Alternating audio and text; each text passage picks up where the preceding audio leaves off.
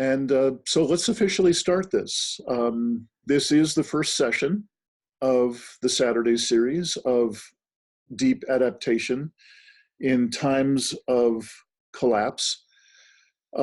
There are more than 70 people signed up for this, which is, in my metric, pretty great to have this many people in the USA and Canada and Europe, for the most part, signing up for this extraordinary conversation and for this work. So I'd like to officially welcome us all to the land that I am broadcasting from, which is land stolen from the original people who inhabited it, and that's members of the Shasta and Takelma tribes in Southern Oregon. So I acknowledge that, the status of that land and that relationship. So again, I'm Dean Walker, and you're in the right place if you're after being in the first of 6 Saturday sessions of Deep Adaptation in Times of Collapse. What I'd like to do before going too much farther, let me tell you a little bit more about myself and the backstory of this program, and then we're going to do something to shift ourselves when I think the majority of us are here and settled in. So my work and the work of my little organization called Living Resilience is to offer support, coaching, and resources and safe containers like this one for people who are brave enough to face a predicament-laden world.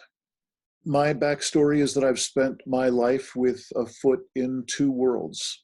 One foot has been madly in love with this miracle of a web of life and a planet that we live on. And the other foot was firmly implanted in the business as usual human operating system. I was lucky enough to do transformational training work with people from all walks of life and all over the world, and often be able to do elements of those trainings outside in gorgeous settings. It was a great run. Unfortunately, or fortunately at the time, I would then fly from one of those training gigs to another. And I would have a wonderful time working with wonderful people. And most of my work was helping teams in large corporations produce more profit and more widgets. In 2009, I read a book, The Last Hours of Ancient Sunlight, and that started my big turnaround. What I knew I was selling out over my entire career, in other words, to be involved with the corporate thing, to be flying around all the time, I knew I wasn't doing good things to the planet by having that lifestyle. But in 2009, reading The Last Hours of Ancient Sunlight from Tom Hartman, it was really an important wake-up call. The next layer of wake-up call, 5 years later, I saw a presentation by Dr. Guy McPherson, conservation biologist who is renowned for having a what's called a doomer perspective about what we're all experiencing right now. And after vetting his information in his presentation, I basically had my woke moment. And I've turned all of my efforts to this kind of work ever since. And really, it isn't at all trying to save anything or fix anything in particular, just in case you're wondering what my orientation is as I approach this work. It is really to bring as much beauty and grace and frankly, love as I can to this planet, offering the things that I know how to do in the face of predicament, which is really what my view is of our situation, as opposed to problems or challenges that offer some sort of solution, predicaments aren't so gentle. I'm going to stop there. It looks like we've got about 20-ish people here, and we're well in. We're 11 minutes in, so thank you all for coming and being here. And now, like virtually every one of these calls, we're going to shift gears. We're going to volitionally, consciously shift our state together to have a slightly different energy than me reading something that I prepared to speak to you. So what I'd like to ask you to do is, if you're comfortable doing so, find the optimal, comfortable place for you to be sitting, position for you to be sitting in. And again, if you're comfortable doing so, close your eyes. If not, just allow your view to soften. And this is about as simple a coherence meditation as I know to do. And that is just allowing yourself to breathe easy, full breaths.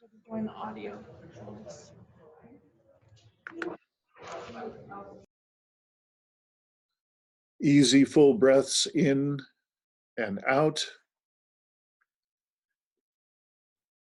And allow your attention, your inner attention, to go down to the area of your heart.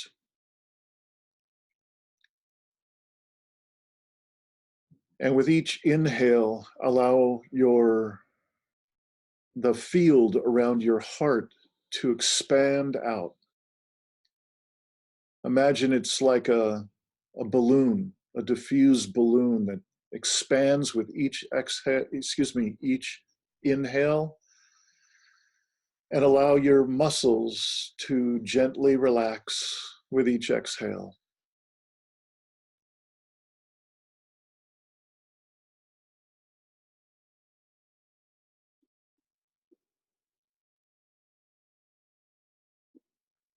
And a soft expansion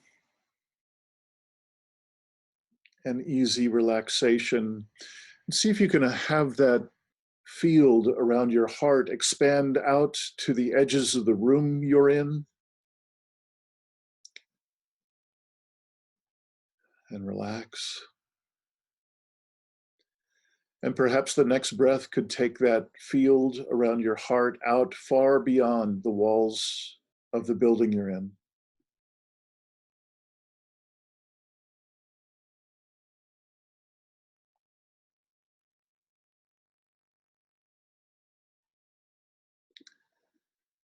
And just to be playful, see how large you could have that field around your heart extend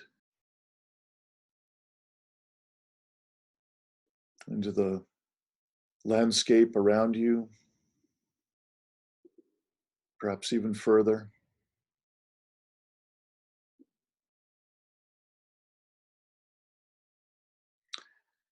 And you might end up bumping into the field around someone else's heart, someone else who's in this meditation right now from an entirely different location. You might just bump into their field.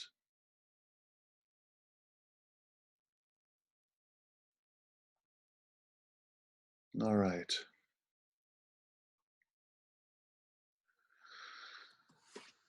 And as we begin to start the process of coming back into our bodies, perhaps you could wiggle your fingers. Notice the sensations. If you have perhaps your fingers, your hands are on your legs or your lap, you could just notice and just notice the sensations in your fingers. Maybe wiggling toes. When you're comfortable doing so, you can bring yourself back to eyes open, gently opening. Noticing the sensation that might be there in the area of your heart now, if it's any different. And thank you for taking that time with me. I notice for myself, I feel far more contact with the chair that I'm sitting in. I feel coolness in my skin, and in the feelings, I'm noticing I'm feeling a lot of joy, a little bit of fear, and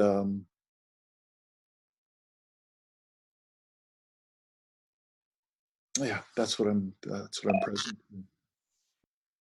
So I've I had a particular layout of this call because we have more than 70 people signed up who could have been here, and 70 people's a bit onerous in terms of having us be able to actually share one at a time through 70 people. I'll give it some thought. I'd like to just say a few more things, and then in the meantime, I'll look at what the best arrangement is for us to be able to start sharing, which I'd love to have us all be able to start sharing in a short while. So just to give you a little bit more of the foundation of why this course is happening and what have been the inspirations for it. I've been involved with this particular field of working with people who are honestly facing issues of collapse or predicament in our world for about the past 5 years intensively. And before that, doing really deep process work and transformation-based training work for about 30 years before that. In these past 5 years, I was privileged to work with a number of people who have been long-time thought leaders in this field. One of whom was Carolyn Baker. We worked together for the past 4 years on a number of projects like this, workshops and online summits and so on. And for those of you who are part of the Deep Adaptation Forum that was started recently by Professor Jem Bendell, yesterday was his first in a series of interviews of thought leaders, and Carolyn Baker was his first guest in that. I'd like to mention more about Professor Jem Bendell and also another name of an environmental journalist.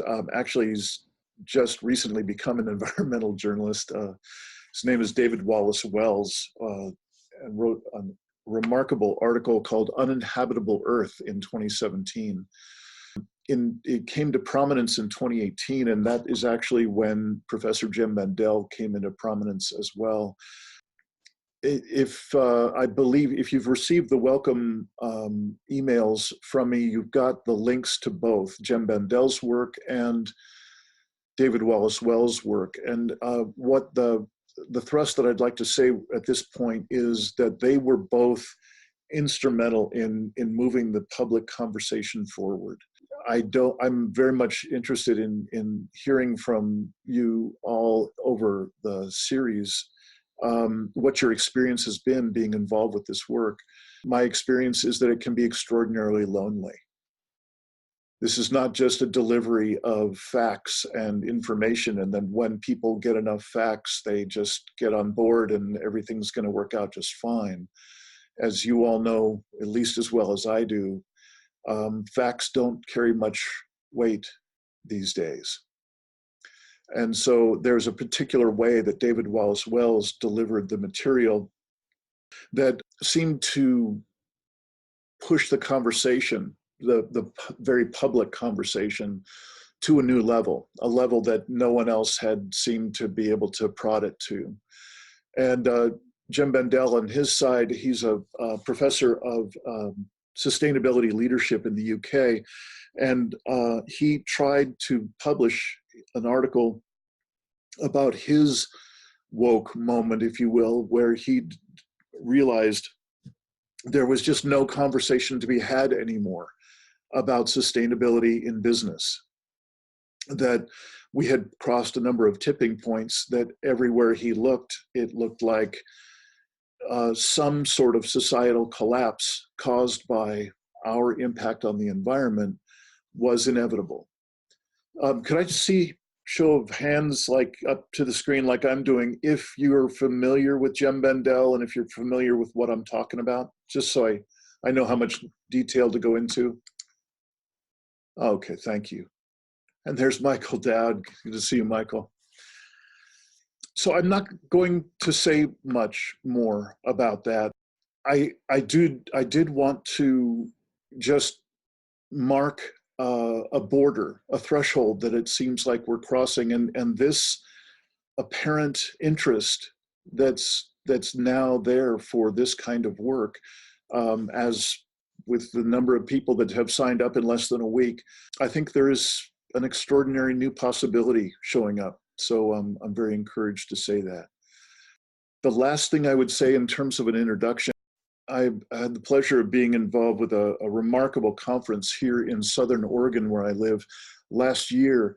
And there's an indigenous elder, very dear friend, very powerful man, who was also a presenter at the conference.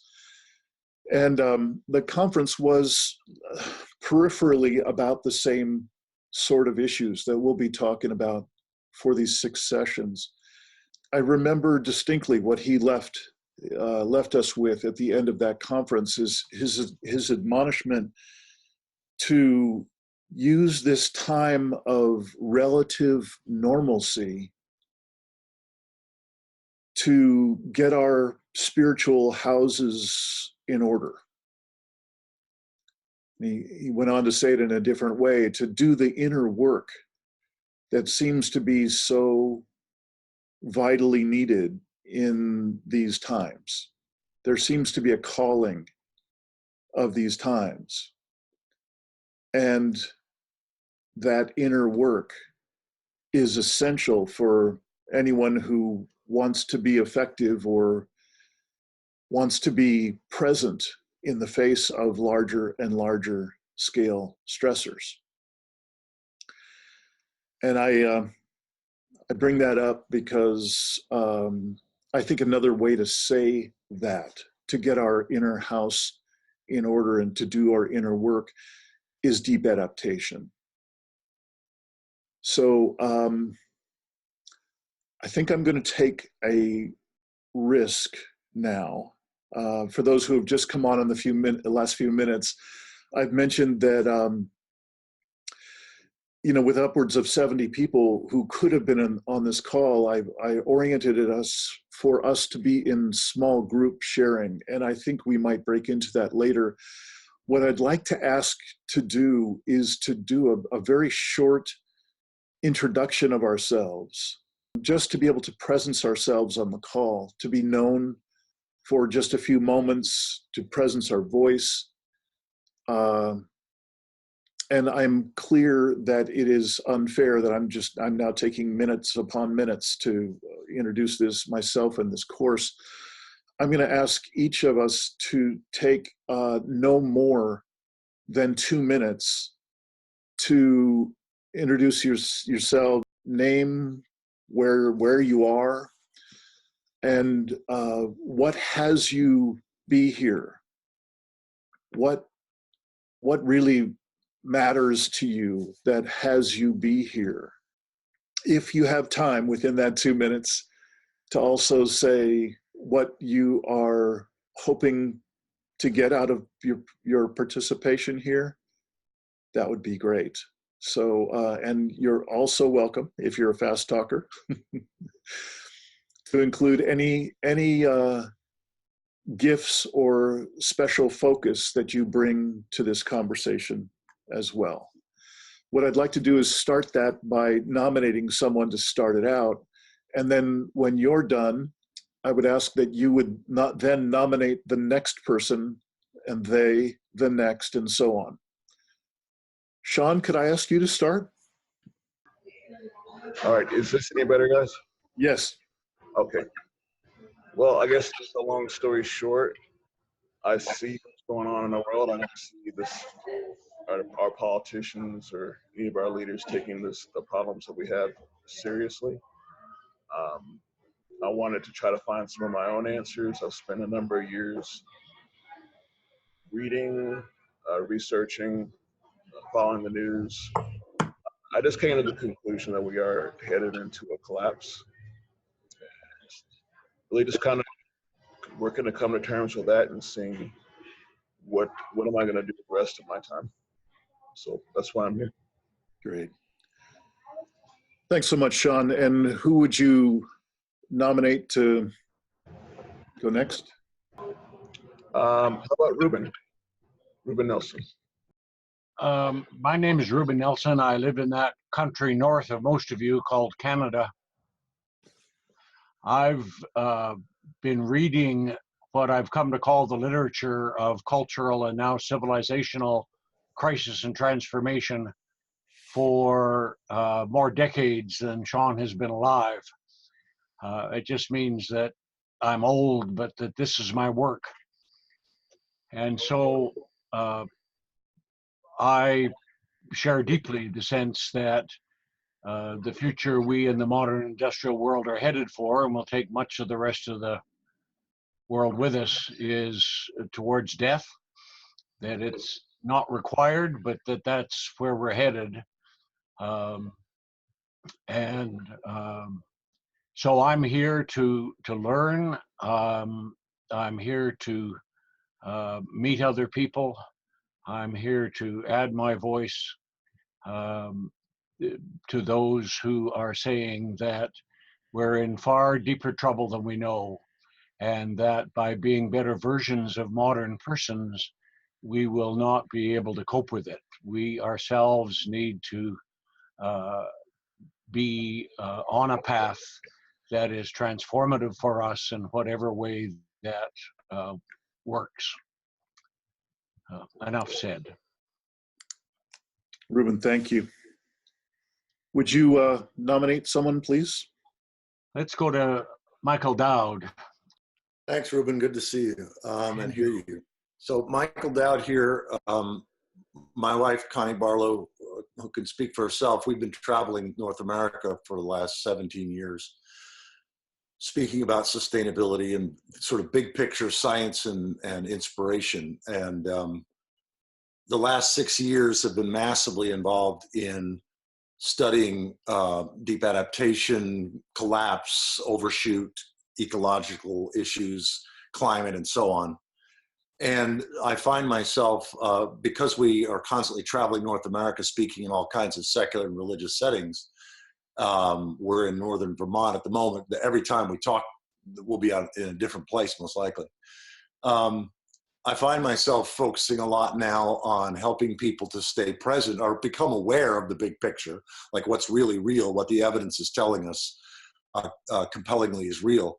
Move through whatever grief, anger, frustration, depression that we all are needed to move through, and then come through to what Joanna Macy calls active hope or inspired local action. And so I've counted Carolyn and Dean and others involved in this work as colleagues for a long time, and I wanted to be a part of this call, both because this is my life, and I would love to learn. I'm often in the teaching mode, and now I want to be also in the receiving and learning mode as well. Okay.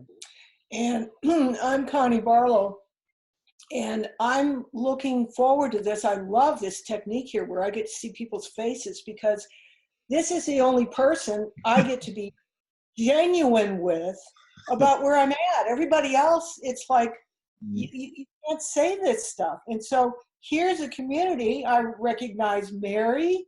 I recognize Jeff on here. I recognize June in Kansas City in here. And I'm looking forward to getting to know the others. Let me just say that I resisted really understanding this until I had to in 2012, December 2012, after Sandy, after that low ice stuff, and this guy forced me to recognize it. Thankfully, we both read 1980 William Catton's Overshoot soon after that, and his last part of Compassion, he's exactly like you, Dean, in that it's not like, oh my God, let's fix this, no, there's something about humans, what he calls Homo colossus. I won't say indigenous. Homo sapiens may be okay, but Homo colossus, that he just saw it. It wasn't going to work, and we weren't going to stop it.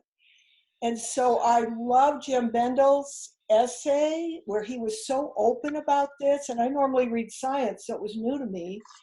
And then all these wonderful writers, starting with David Wallace Wells, who got slammed for doing it.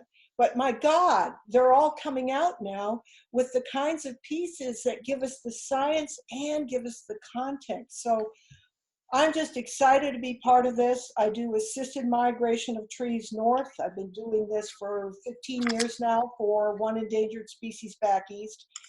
And it's about ready to take off, just because it's something we can do that doesn't matter whether we survive or not. We can get the trees farther north in sync with climate change. So that's it. And I will nominate Jeff. Hello, everybody. This is Jeff DeStelz in Durango, Colorado. Nice to be with you today. Thanks. I'm here because of Michael and Connie. I could count them as very close friends and mentors and fellow travelers on this difficult path. What I bring to this process is I'm a recovering addict. I've been addicted to alcohol and many other substances, and I have seen how the dynamics of addictive psychology map well onto human addiction to the ready energy of fossil fuels.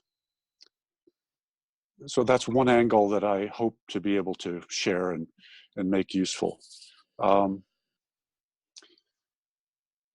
I work in a company that is intimately associated with the energy industry. My company makes tools and technologies to help clean refineries. So I'm extremely aware on a daily basis of the carbon karma that I accrue whenever I go to work or take a paycheck, or I'm as addicted to the carbon culture as anybody, and it's really foregrounded for me. So the psycho-spiritual stress of living in that state is profound for me. My wife, Mario, and I have just recently completed a mindfulness-based stress reduction course, which has been extremely valuable.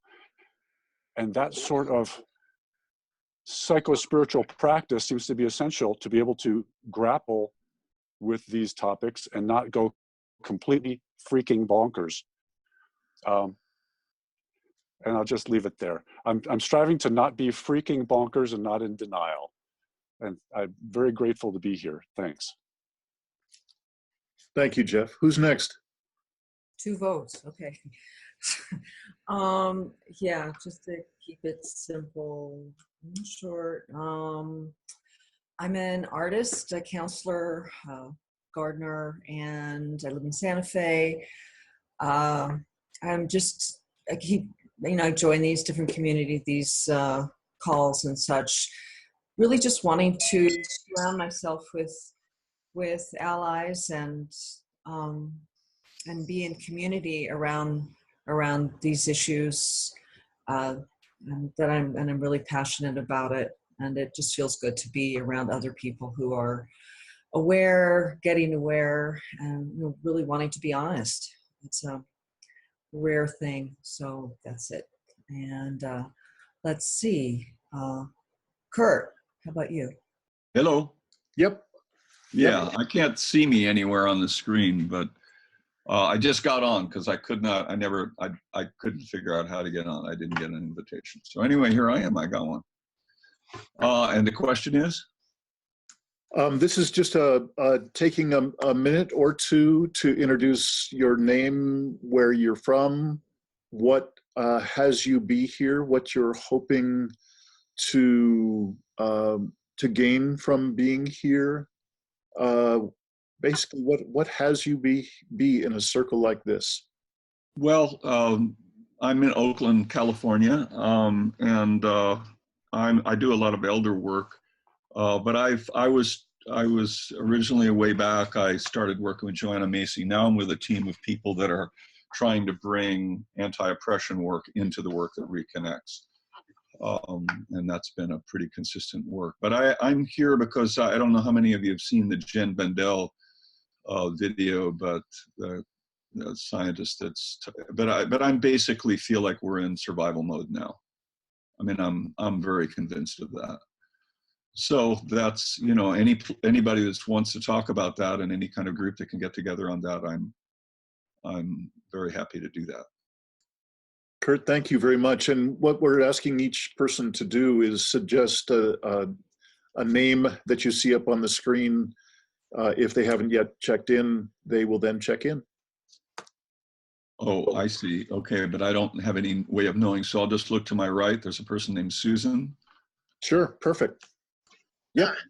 Okay, so my name is Susan, and I left Florida. When I moved to Florida when I was 17, part of why I moved there is because it was so beautiful and so many plants and animals, and I've always just been very deeply connected with nature.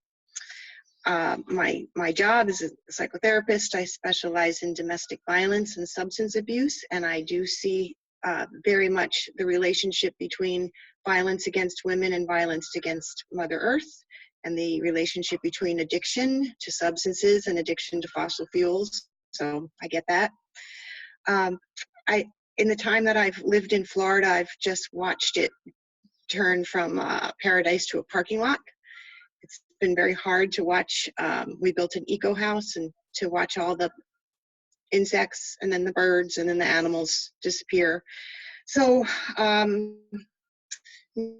combination of factors with school shootings near my daughter and Trump being president and Rick Scott being governor, we moved to Costa Rica, where I am now. And it's been really, really wonderful to be here. There's many like-minded people here, many people who care about the environment. That's why they come here. But I have not found anyone here who is really with us in this group on this issue. And just like in the States, when I try to talk about it, I feel like I'm pushing people away. They don't want to hang out with me if I'm going to, you know, be such a Debbie Downer with what the future is like. And just last night at a party, I was talking with another environmental activist who I really admire. And I was trying to tell her how serious the climate change issue is. And she said, but look at it. You can just look around and see that, you know, this isn't imminent. It's so beautiful here. It would take forever. And anyway, so I'm here because I feel like I live in two worlds, where with what I know is really going on, and then with my environmental work that I want to continue to do, I struggle with, should I continue to do it, and what's the point, and am I really making a difference? And try to walk the walk. We don't have a car. We're waiting on an electric quad to come. We've been waiting for months, and my husband's very unhappy not having transportation, and he was just telling me this morning, my values aren't yours, you can't put them on me, and it's just really hard. So I want wisdom and guidance and modeling from others, how to do this. Yeah, Susan, thank you. So good to have you on the call. Would you choose someone? How about B? Yeah, greetings all. I'm in Boulder, Colorado, and I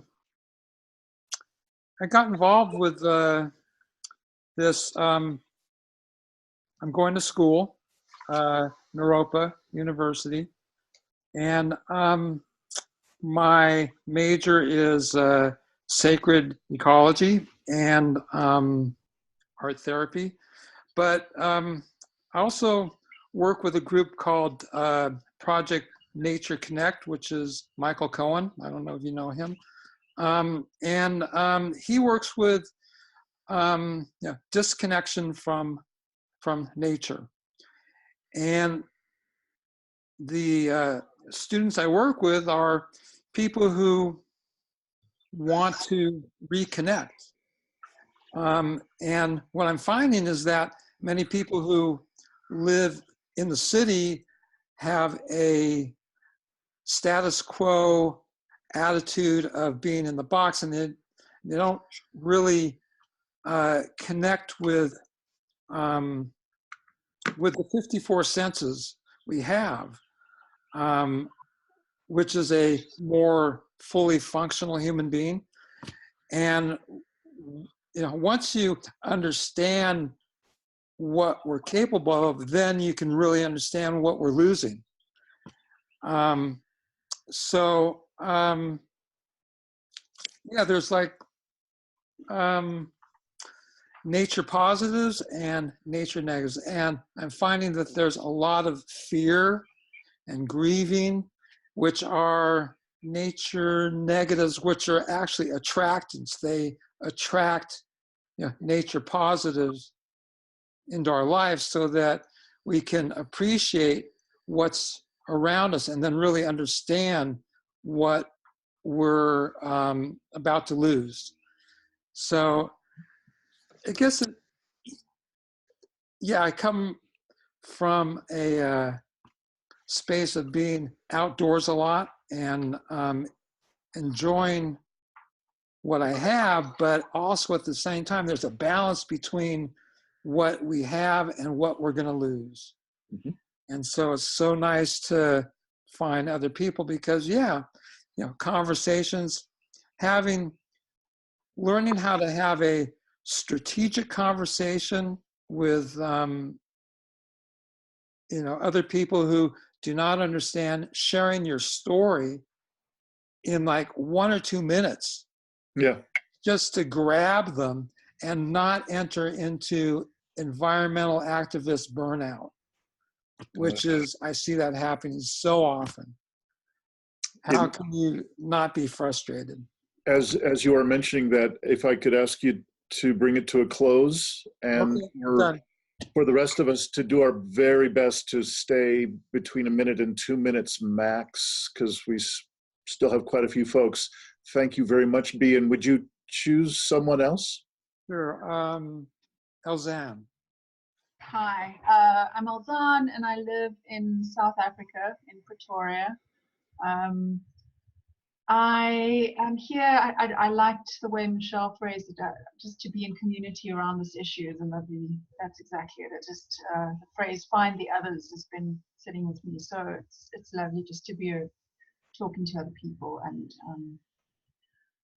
I've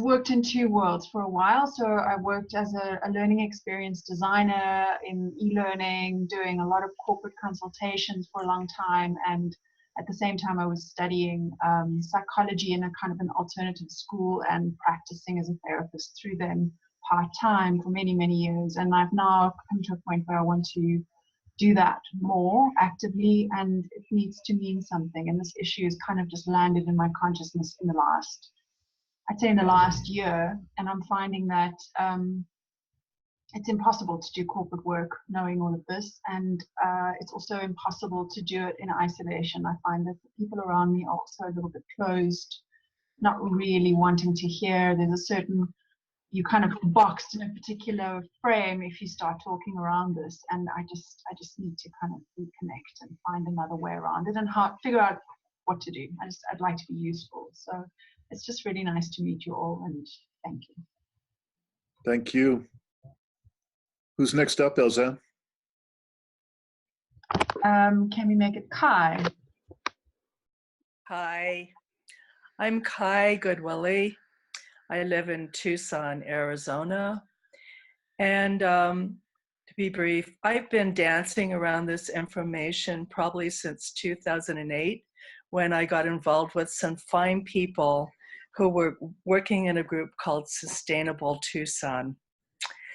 And I think I've spent all that time from 2008 until the present, or almost the present, kind of dancing in the 2 worlds, business as usual, and maybe hoping the information that I had in this knowing inside was not true.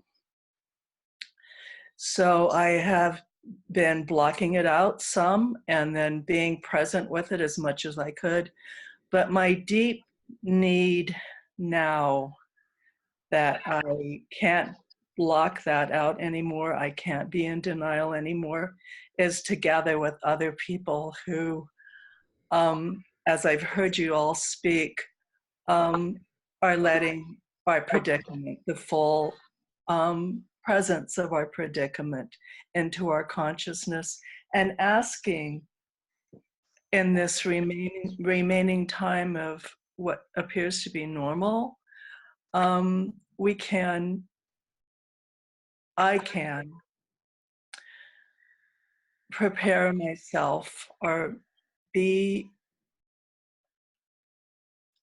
fully present at the best of I can now to be in this predicament, be with each other, be with our world, and be of service of some sort.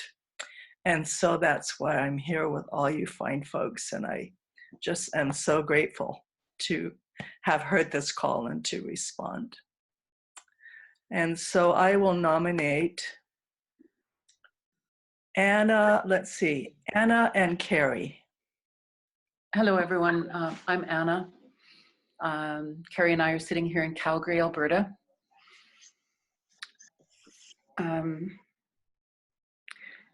What brings me here today is that I'm emerging from a decade-long apprenticeship with very deep sorrow. My late husband, a brilliant artist, and I moved to Nova Scotia in 2006, be on the land and to pursue our writing and art making, and be part of the great turning, as we saw was required. And John was killed instantly in a head-on collision not long after we relocated. And my journey through this last decade brought me through a really important portal, which was the work of Stephen Jenkinson in the Orphan Wisdom School, of which I am an alumni, having done a 2-year stint with Stephen, and through that to the Dark Mountain Project. And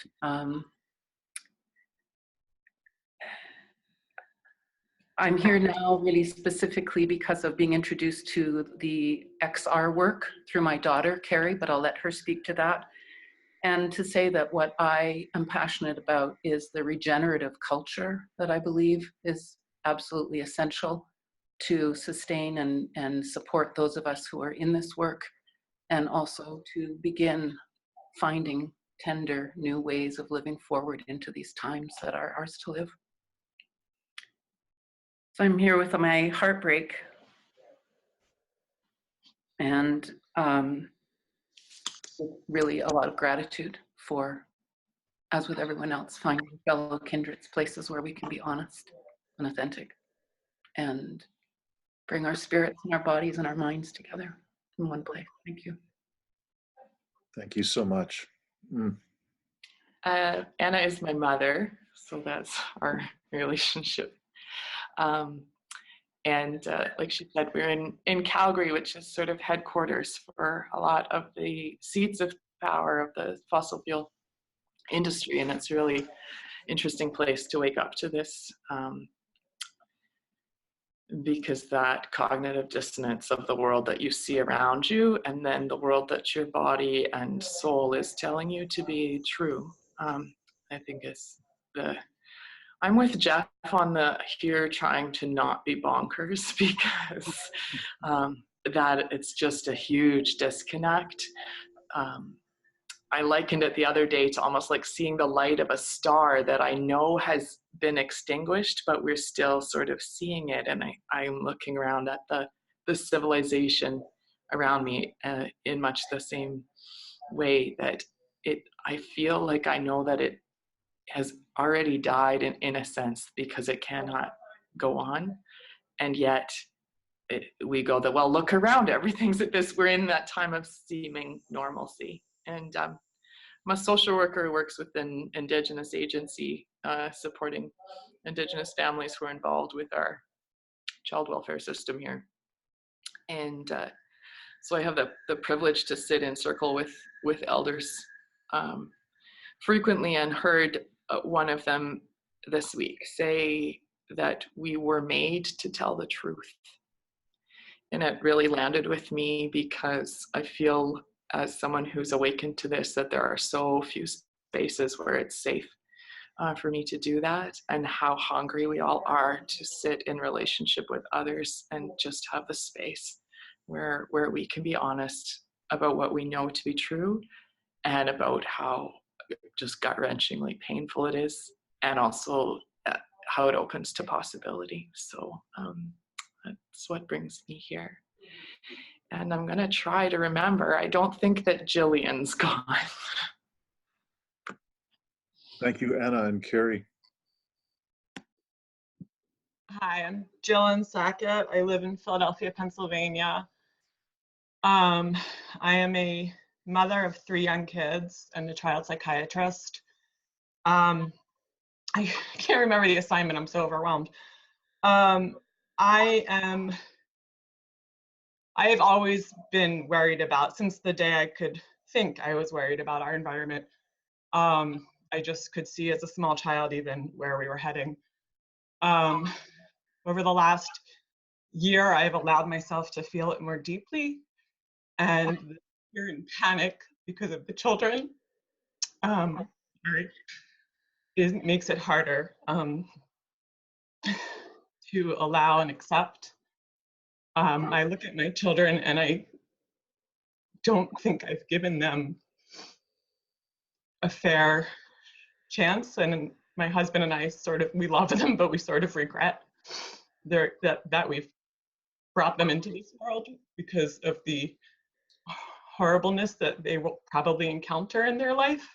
And that is where my brain almost always is. And I appreciate when, Dean, you suggested the necessity for presence, because I'm not present anymore. I'm unanchored and I'm drifting, and I'm no longer able to stay in the moment. I'm always traumatically in the future and what it will hold. When I'm out with the kids, I see the future and the trauma, and I don't see the beauty of the now. And like all of you, the insanity that ensues from living 2 very disparate lives, the one that we all have to put on for some reason for social graces, and then where we all actually are inside our heads, is bewildering and unsettling, and I don't know how to do it much longer. So I'm grateful for all of you. I'm sorry we're here, but I'm glad that you're all part of this as well. Thank you. Oh, nominating, sorry. Laura, I don't think you've talked, right? I think there's 2 Lauras, but I'll just go. Okay. Hi, everybody. I live in Northern California in the San Francisco Bay Area, and I am so moved and touched to be in this group of people. It feels so relieving to me to hear what many of you have already said. Let's see, I've kind of been on the wavelengths of where we're headed ever since Al Gore's movie came out. I think it was 2007, something like that, or 2006. But I really got into a new level of waking up just last November or December, when I read the Deep Adaptation paper from Jem Bendell, and it just made me realize, oh my God, it's already, the unraveling is already starting to happen, and life as I know it is going to change pretty imminently. So I have been, I'm going to be 60 this year, and for some reason, even for my own personal reasons, regardless of what's happening in the world, I feel like an inner impetus to invite some kind of change or some new way of participating. And now this news of that really, it just changes everything in terms of my orientation. and I feel like, okay, I have a certain nest egg that I've saved for the future, and I have these huge questions of, should I spend it now, and should I do something like another piece of my story is I do not have kids, so I feel this huge evolutionary impulse to give to the future, even though it's not through my own kids. I feel like I'm here with this big question of how to live, how to give, how to support the future, whatever it brings. You know, if there are colonies of humans that do survive, how can I support them? You know, and not just humans, like the whole, because we can't isolate humans from everything else. But how can I support life to thrive in whatever way? So that's a big question, and I'm really open to radically changing my life and letting go of what it has been up until this point.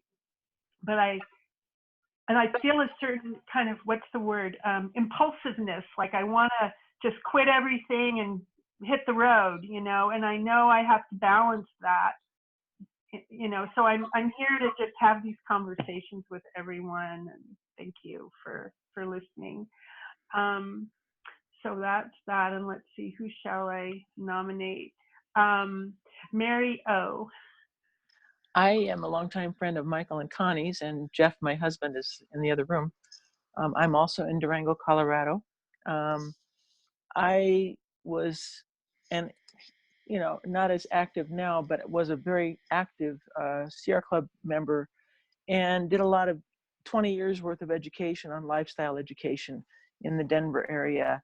Got introduced to Joanna Macy's work, got introduced to Thomas Berry's work, and that's sort of how I met Michael and Connie. Through that, had a real strong love of eco-psychology, and worked for a nonprofit that worked with homeless and low income, giving them connection with the natural world and its healing methods. And in and all that, decided to move to Durango. Job options here were a lot less. So now I sell insurance, home and auto insurance. And it's a curious time to be selling insurance because the rates keep going up because of climate change. And so in my day-to-day work, I try to help clients recognize part of that, and in subtle ways just sort of interject the fact that this is a reality in our lives and people are being affected by it now, no matter where they are. More recently, I've been, as Jeff said, we took that mindfulness-based stress reduction class based out of the work of John Kabat-Zinn with a local certified teacher. I would recommend that highly to Jillian. It was a big help to me. I was struggling with some of the same feelings you were talking about, and helping ground in the present moment more has really been helpful to me. I also want to mention the Stephen Jenkinson's work, because that's really a good perspective. And I've been working more recently with, just last night we watched One Strange Rock on Netflix, and the survival episode was talking about how death is necessary for life to happen.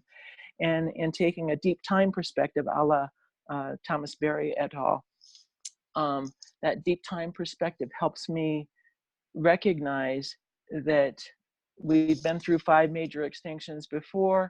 Life has somehow squeezed through to continue, and I got to trust that process. I also want to mention one of my favorite relationship authors, David Richo, R-I-C-H-O. Jeff and I set our wedding vows to his 5 A's. And I think that they are useful in how we can give and receive the 5 A's in different situations to others and to ourselves. And they are attention, appreciation, acceptance, affection, and allowing. And if I can give and receive the 5 A's to this situation now, it helps me stay sane. It's tough times. Well, I somehow trust that some segment of consciousness will emerge through this time. maybe, maybe not. Consciousness to me is how God becomes known, and I hope that is so. And I'm going to do whatever I can to help that squeeze through this bottleneck we're approaching. Great. And who else hasn't spoken? William? Thank Have you you. spoken yet? And a reminder to everyone to stay as close or as far below 2 minutes as you can. We're kind of running tight on our timeline here. Greetings. I have a timer on myself, so I will stick within the limits. I want to say, first of all, what a pleasure it is to hear what everyone has already said. So it saved me time, yes to all. And I have a little bit of a unique background in the sense that I am a professional scholar. I have a terminal degree in organizational leadership, 12 years now. Why does that matter? Because that was the point of departure for learning exactly how much I did not know. And I was involuntarily medically retired about 5 years ago, out of the workforce. And of course, that gave me, after I spent quite a bit of time in the fetal position with my thumb in my mouth, that gave me a great deal of time to think about what's going on, what was nonsense about what I had been taught, and what I was going to do about it. Now, the problem with being a professional scholar, of course, is that you have a great deal of knowledge, but you really don't know action. You really don't know what to do about it. I can be analytically paralyzed by any of the fascinating subjects we've already talked about. And in fact, I am. I do want to make a brief statement here about my acceptance of the situation that we're in. My calmness, my certainty, my acceptance are all driven by my status as what the prepper community calls compromised. My medical conditions and consequent pharmaceutical dependencies, my sorely lapsed physical conditioning, all dictate that I will likely not survive more than 30 days after grid down. And I'm okay with that. I made the choices that got me here. Now I want to learn from you all what specific hope-inspiring actions we can take with respect to that. And I would like to choose Tom and Ellie. Okay, is that better? Great. Yeah. So I'm in the north of England in the UK, and really wanting to embrace and welcome grief and despair, to be able to grow a sort of gently fierce love, to be able to take action in this time. And I've been recently part of the Extinction Rebellion movement that's been shutting down London to put pressure on government, and we had the UK government declare a climate and environmental emergency on Wednesday. So it is part of great hope, but really recognising the deep despair and the grief. So I'm here to share and explore and listen. June in Kansas City, go for it. Thank you. I would like to request that the facilitator unmute and call on people to go faster. So I would like to say that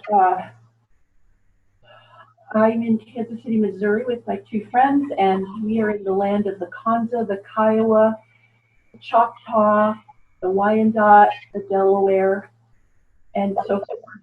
And I had a professor in college 5 years ago who started the process of helping me to wake up to the danger that we were facing, and I've been watching this coming for all these years. I'm deeply moved here to be a part of a community who is caring about this. I feel so lonely.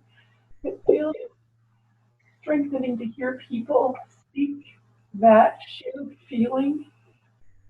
I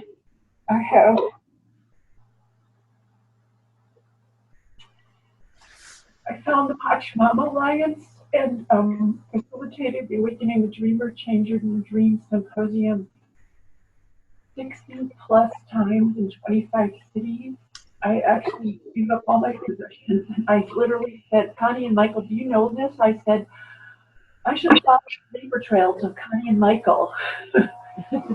And I've been working in every way I know to try to support people feeling the same thing that other people have voiced, of trying to find a pathway of belonging in a society where nobody wants to hear what I care about and what matters most to me. And nobody wants to hear the unprecedented news and situation that we're facing in. And so I'm just grateful for everyone in the world. And that's all now. Thank you, everybody. Hi, I'm Lynn Snyder, and June has gotten me involved in Pachamama and in the climate reality training, and now she and I and some other people are associates in Kansas City Drawdown Society, where we're spreading education on the proposed way to reverse global warming by 2050. I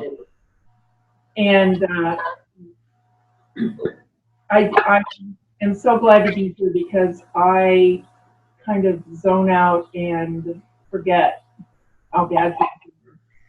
Yeah, in other words, I'm in denial a lot of the time, and I'm really glad that we're facing that. My current focus is I've been writing articles on environmental topics and developing myself as a writer. Thank you. Hi, I'm Janine Hermes. I appreciate so everybody's sharing and move from overwhelm to despair to action, and always looking for what mine is to do, and it changes every day, and I just appreciate all of this conversation. All right, thank you. How about Angela next? Yes. Yeah, I'm Angela. I'm from Prince Edward Island, Canada. And the reason I'm here is because I don't know anyone here to whom I can speak about any of this stuff. So I've been lucky enough to be doing some coaching with Dean, which has been wonderful. So I'm here because I want to meet like-minded people and have someone to talk to. And that's all for me. And I can't see anybody's names or faces. So maybe, Dean, you could nominate the next person to talk. I will, thanks. Actually, I need help to look down the line here. Sigrid, would you go? Hi, do you hear me? Yes. Yeah, I'm calling from Trondheim, Norway. So yeah, it's a bit of different time zones. Well, basically, I'm in this call just to be in on the conversation because, well, there's a lot of talk about since this is Norway, we should stop the drilling and all of this, but it's no talk about we're already in deep shit, so what now? That kind of conversations is not really happening. I'm involved with several climate organizations. Extinction Rebellion is one of them, but it's difficult to have people talk about this, to have this collapse awareness. It's not happening. So I'm interested in seeing how can I facilitate this. I have a background. I have a master's in religious studies, and I have taught yoga and somatics for 12 years or so. And I'm now doing a bachelor's in counseling because I want to take this a bit more practical. I'm hearing what other people are saying, and I'm agreeing, like taking it from academia to the practical part and really know how to talk with people about this. Yep. Anyone that hasn't talked? Laura. Hi, everyone. Really wonderful hearing your stories. We kind of come across a similar process in Eco Grief Circle that that I host with, and Carrie and Anna are part of that circle. I'm from Calgary, Alberta, as well, and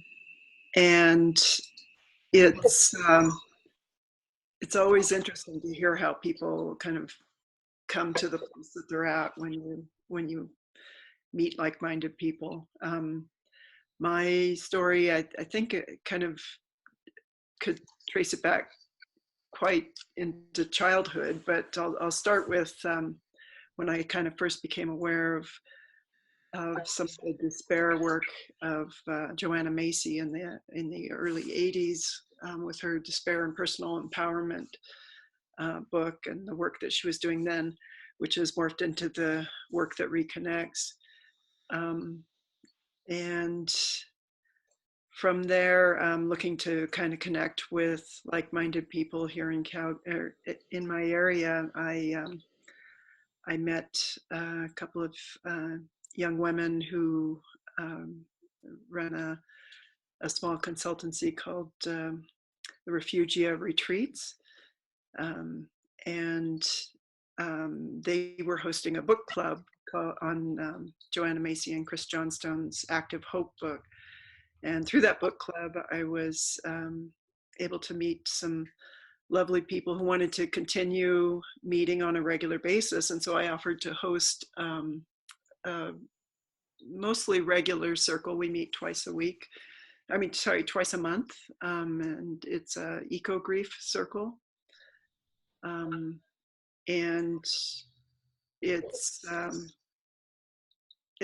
it's just really wonderful to be able to sit in circle with people who are feeling the same things that we're feeling, and have a place to have that pain and that despair witnessed, and to be able to release it in a safe container. I don't have any kind of training in psychological work. My background is in environmental education and zoology. That's my degrees. But it's just something that I feel like as we move closer to the chaos, that we all have to start skill building around how do we do this? How do we come together in these kinds of safe spaces and circles, and create and develop the skills to be able to do this going forward, because we're going to need it. Thank you. All right, thank you. Warren, would you check in? Hi, my name is Warren, and I'm coming today to you from Tampa, Florida. I've been aware of the information around near-term human extinction since 2016 through kind of like the citizen journalist movement and blogs, in particular Paul Beckwith and Guy McPherson. I stewed over that information and kind of like put it on the back burner probably the first year or so that I started delving into that knowledge. And last year in 2018, being in Florida and having the 6-month kind of hurricane window that we deal with, the stress level along with the heat rises kind of exponentially. And last year I had left my regular full-time job. I had a little bit more time on my hands, and became almost disabled by my despair and fears and concerns. The information had kind of gelled in my mind the year or two previous, and last year it really took a hold of me in ways that I was not expecting. So I found Extinction Rebellion at the beginning of this year, and in the communities, you know, I see things like when hope dies, action begins, or you know, that that this information may bring people to action. So I pursued some local on the ground groups or connections, and currently one of the coordinators for Extinction Rebellion here in Tampa, Florida. And so I think I've found my tribe, and as well as the online resources that you folks are all using. So Warren, I need to draw you to a close. Thank you very much. I got it. And what you may have come in after we were talking about it last is that our check-ins kind of predictably went far longer than a couple of minutes each that we could afford. So I'm sorry to put a stop for this one, but thank you. And I believe it's just Justine that is left to check in. Oh, I'm sorry, Matthew. Great. So if both of you could check in with, I'll do speed. I'd appreciate it. Thank you, Justine. Yep. Just really quickly, I'm calling from Surrey, which is near London. I'm relatively new to being sort of woken up to the gravity of the situation. So I'm here to connect, to learn, to help through my current period of despair and guilt, really, at what we're doing to more the animals than anything else, what we're taking them through. But that's it, really. I just really appreciate being part of the community, and look forward to learning and sharing a bit more as the coming sessions come up over the next few days. Thank you. Thank you, Justine. And Matthew? Hello, I'm in Bulgaria. I'm an environmentalist, agroforester, smallholder, and life coach. Been through a period of intense, disabling grief. I'm through that.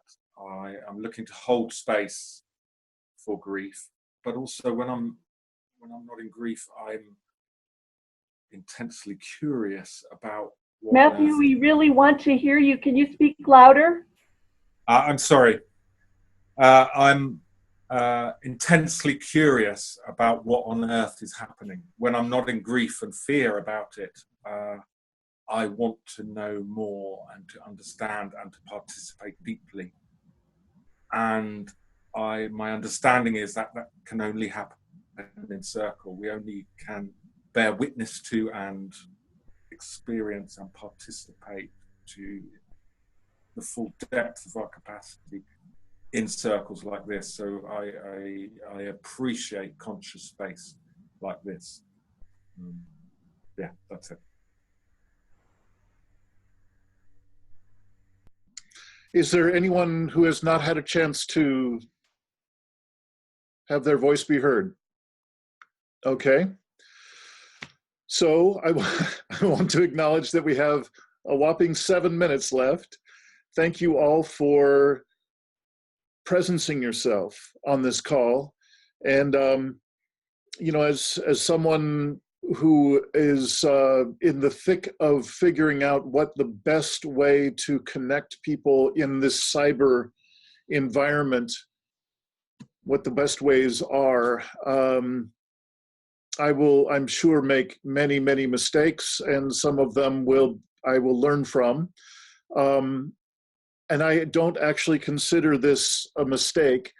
It has been so valuable to hear each voice and to feel a few moments from each person. So thank you very much for your sharing and for your introductions. I'd like to just touch into a couple of the sharings that happened, a couple of points that I think are, for me, very, very valuable. Like, why would we do this series, and how can we make it valuable for ourselves? And something that I heard a couple of different people say in different ways is a need for a sense of a grounding.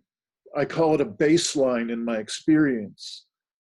so that I have a place to return to if I'm knocked off center, or if stress takes me out of the familiar and out of the more coherent experience of day-to-day life. So that's what I'd like to do is loop back to a couple of things I mentioned in the welcome letter. One of them is what got us here.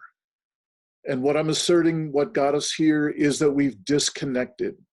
We've disconnected from all the primary sources of meaning in human life as a part of the fallout of being involved with this business as usual human operating system. We've disconnected.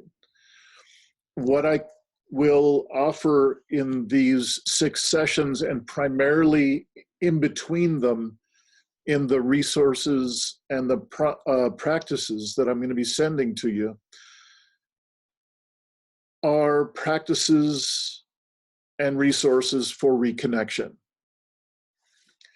And it's through immersion and sincere participation in those practices that I have found, and the people that I know that have been engaged with this for a while, that we find our stability in the psycho-spiritual, in the mythopoetic, in the things that can bring us home to ourselves in our body, through our breath, through the things that are so inarguable in our experience. And that's different than sending you a lot of videos about more and more evidence about how screwed up the world is. So I do not plan on sending you more of the David Wallace Wells kind of material. That was sent as one placeholder. What I hope to share with you is the things that I have found very, very valuable in terms of that kind of embodied, grounded return to a sense of home, even in the midst of ridiculous amounts of stress. So I would invite you to a few ways to be in touch with me, and then through to each other as well, between now and the next session. One of them is we've got a Facebook group that I mentioned in the welcome letter. If you're into that way of staying in touch, it's a great way to share articles and share with each other and connect up and perhaps find a way to be in touch with each other between sessions. And again, that's called Deep Academy page on Facebook. I would invite you to send me emails with any questions that you have, particularly with any practices of reconnection that you have found valuable, that I could integrate into some of the between session emails. And what I would request of you is, if you email me, please include the word Saturday in the title line of your email. That'll make it so much easier for me to keep track of our communication. And now I'd like to just stop. We have a very few moments left. And I notice for myself that I'm back in my head, which is fine. I just noticed that I have very familiar embodied characteristics from 10,000 meetings I've been in my life, where time is critical and everyone's speaking quickly and we're trying to get our points across. And it just has a very familiar feeling in my body. There's a bit of tension. I notice there's an edginess to my voice. And then when I check in with the feeling body that goes with that, I notice that I have some sadness. And I have a judgment in myself that I have failed in a portion of this facilitation to whatever degree I've allowed that set of feelings and sensations to come into this space. So I consider that some of the cost of asking everybody to share in a time that was actually probably too short for it. But again, I thank you all for sharing. I invite you to look into your own experience right now, what your experience is in your body. I invite you to consider what is a more optimal state for us to end a call with.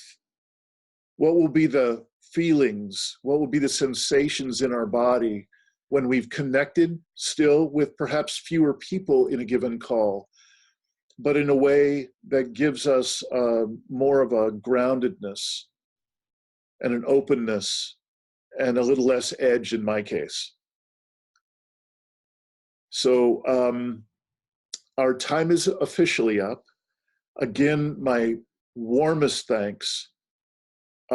Please send feedback, questions, ideas to me via email anytime. Please, if you're inclined, sign up for Safe Circle. And I am very excited to be sending out this next, the material for the next session, which will include the work of Philip Shepard and have us be in a far different relationship with our body by the next time we see each other.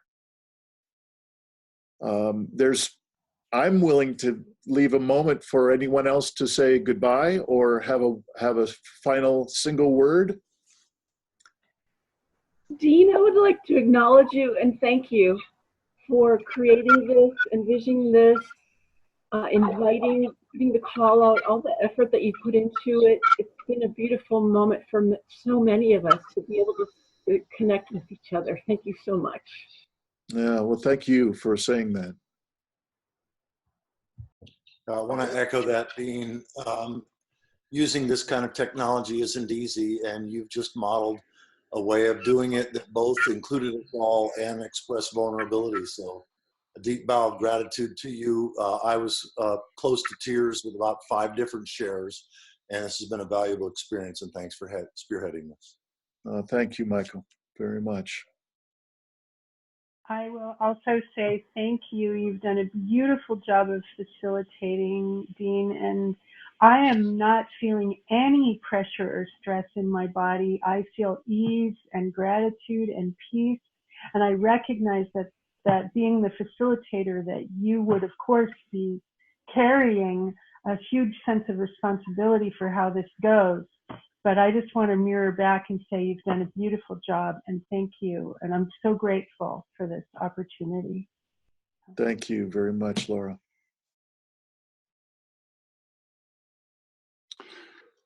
Hello. Thanks to everyone for this.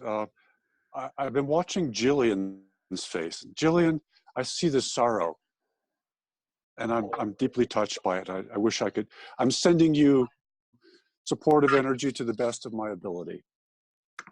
That's all I have to say. Thanks. Namaste to everyone. It was a very valuable experience. I look forward to more. Thank you, Mary.